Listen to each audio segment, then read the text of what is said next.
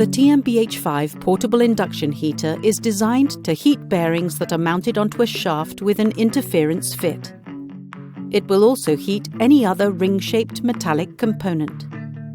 Inside the box, you will find the TMBH5 portable induction heater along with the following: temperature-resistant gloves, TMBA G11, the induction clamp, the magnetic K-type 600mm 23.6-inch temperature probe, TMBH 5-3, a Schuko earthing contact plug in the 230-volt version, a bearing stand to position the bearing or other workpiece, a leaflet with a QR code that you can scan to see the product manual.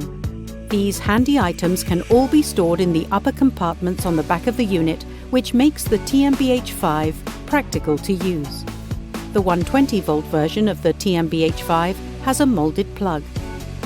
The TMBH5 handles bearings up to 5 kilograms in weight, with a minimum bore diameter of 20 mm, a maximum of 100 mm, and a maximum width of 50 mm. You'll be ready to heat in minutes.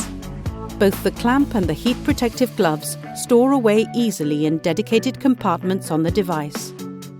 The bearing stand can be pushed and clicked into a compartment as well.